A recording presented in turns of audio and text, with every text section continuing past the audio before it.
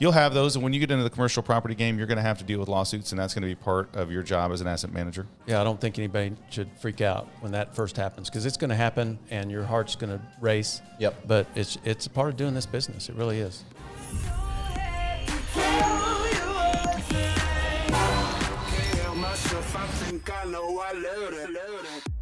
Welcome back to How to Invest in Commercial Real Estate. My name is Braden. This is Brian and Joel. And today it's really just a day in the life, right? So after you close on the commercial real estate property, you've kind of got a job.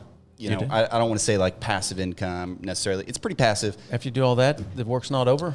There's still more? Yeah, so quick disclaimer. This episode is fully assuming that you hired a property manager.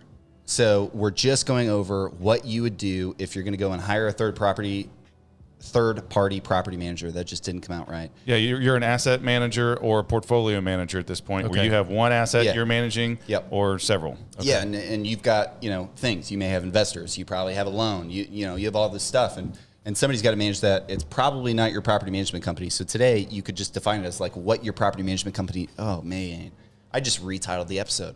What your property management company doesn't do. All right. Boom. All right. Retitling on the fly. All right. So the first one is just little stupid stuff, in my opinion. So not every day. I don't know why I said that. A couple times a month, your property manager is probably going to reach out with something, right? Mm-hmm.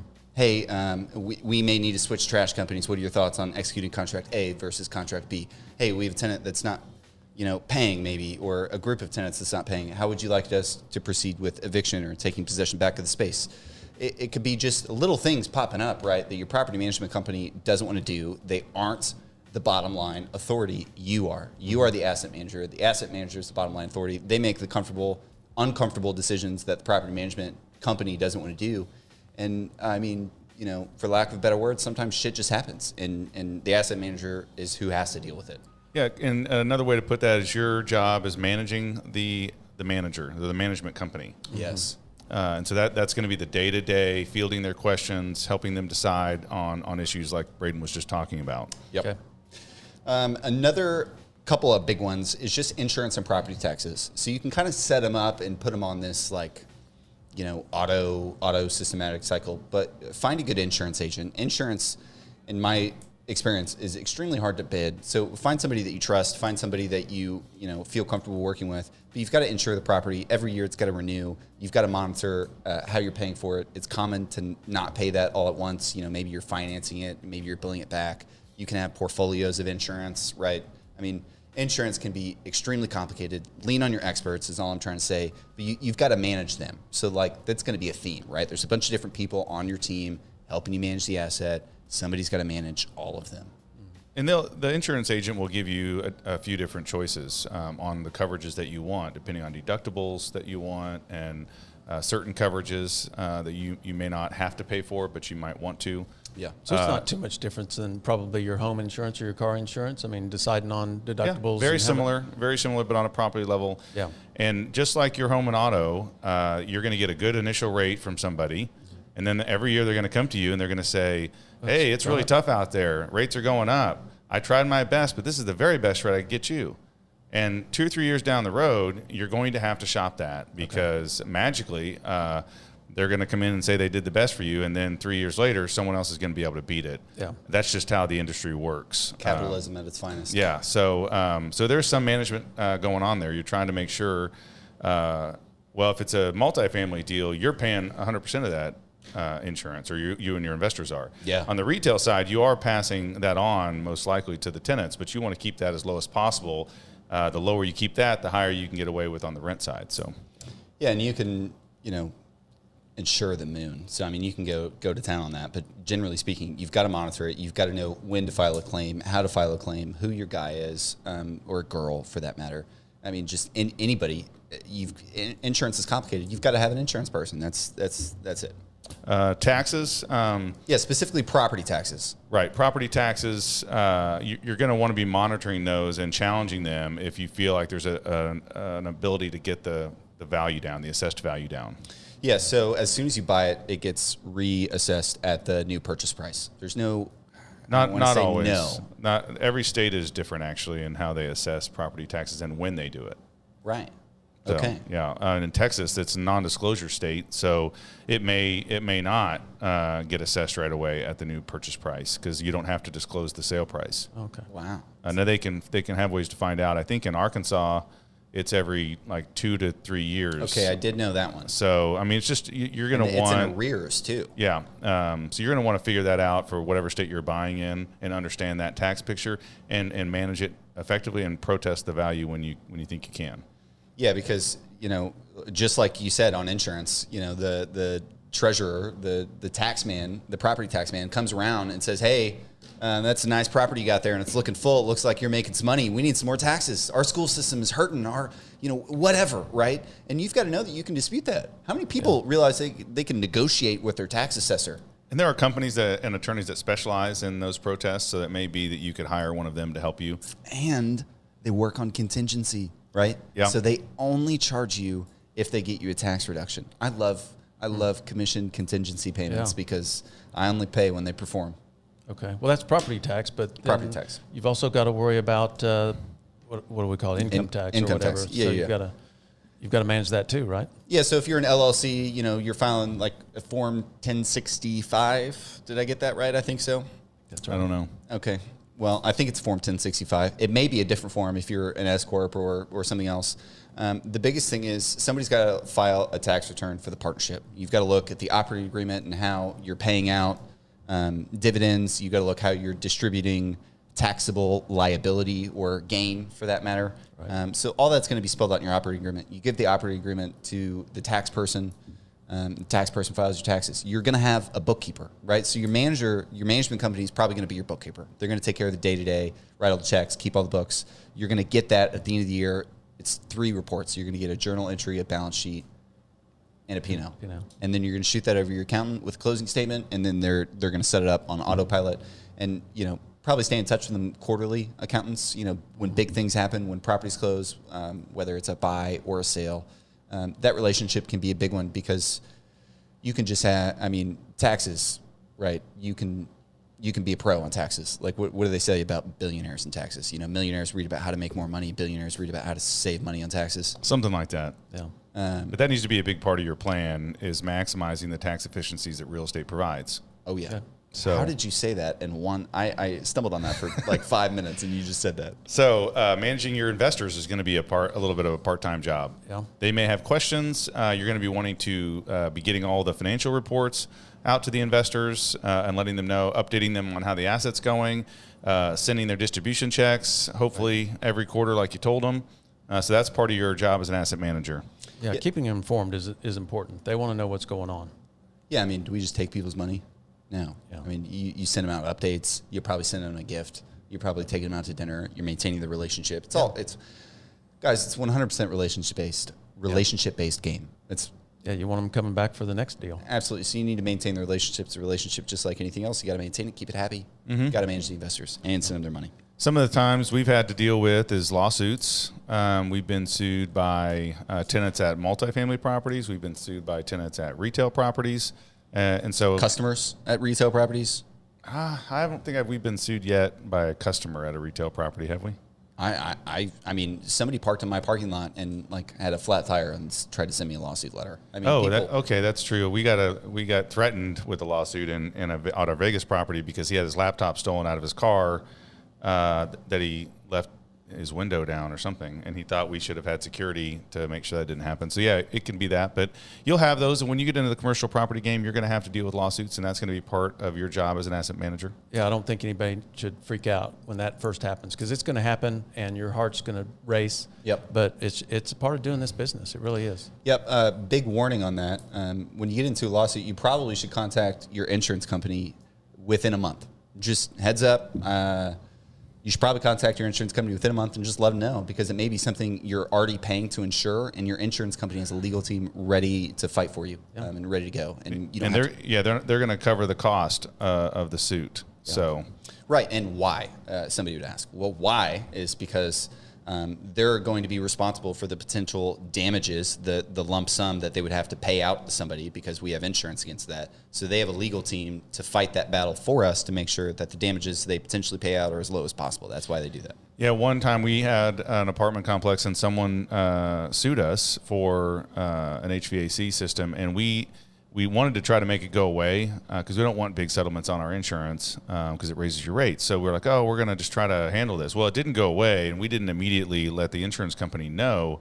And it almost cost us our coverage because, once you start down the road to defending yourself, then they say, well, we didn't have a chance from the beginning to post the defense that we wanted to. Oh, right. So really important. Yeah, if you get sued, it's not a big deal. I've been sued a bunch. It rarely amounts to anything, but that's why you have insurance and you let them handle it. Yeah, and since we're on, we touched on insurance and lawsuits right there. All of this is negotiable.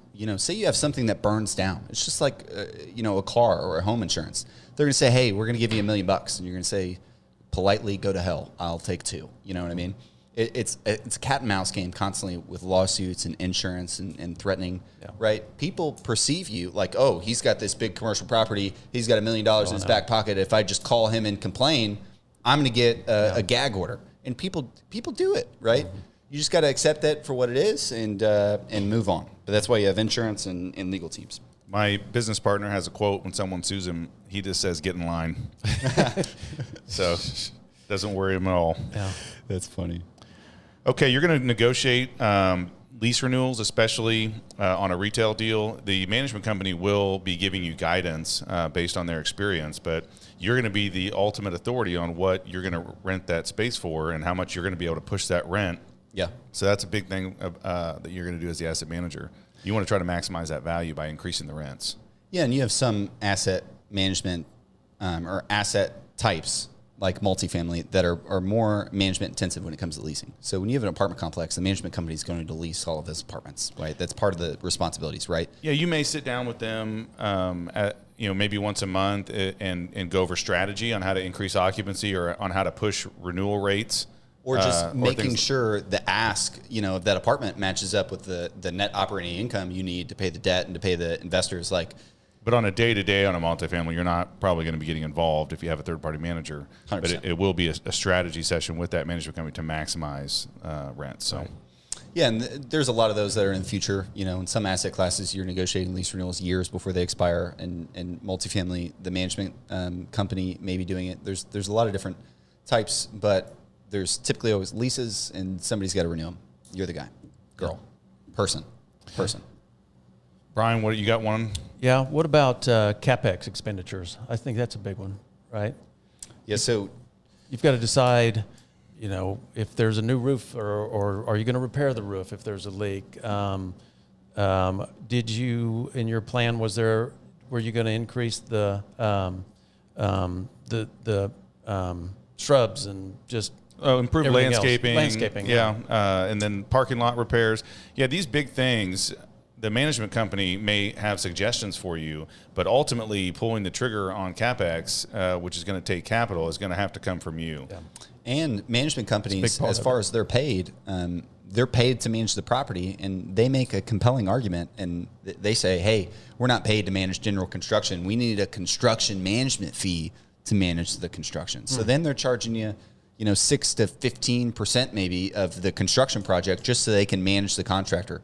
So you can step in and do that. Yeah. You can step in and say, hey, we have this renovation. Don't worry about it. I know your job is that, but I'm going to take care of this. Yeah, right. And you can do the same thing with the lease renewals, right? So lease renewals, all of this power, you can kind of give to them on their extra fees. But if you don't want to pay it, just do it. Yeah, I think I'd want to have a lot of control over capital expenditures for sure. Yeah, it's a very big guessing game on what needs done, when it exactly needs done, and how much you're going to pay for it.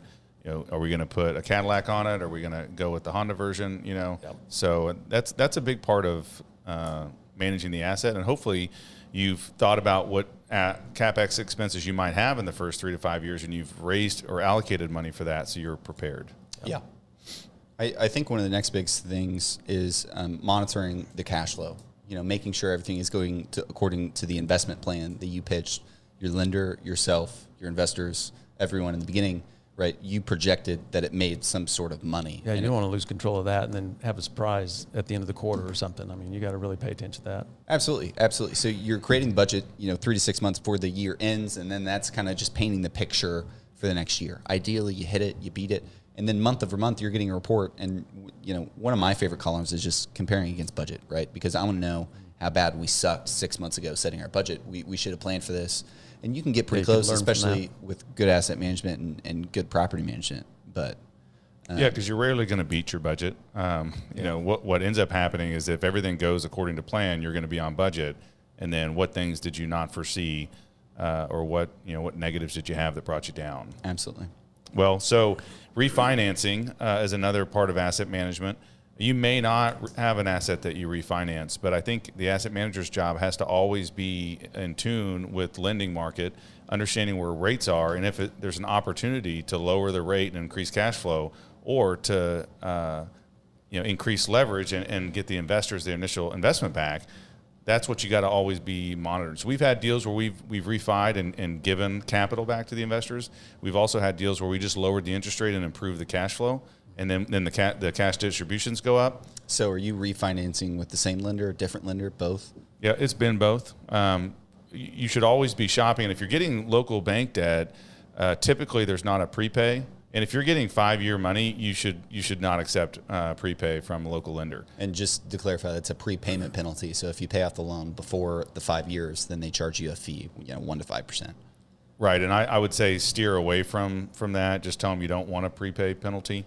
But if you go longer than 5 years, then you're typically going to have to pay a prepay of some kind to any lender, local bank, Fannie, Freddie, CMBS.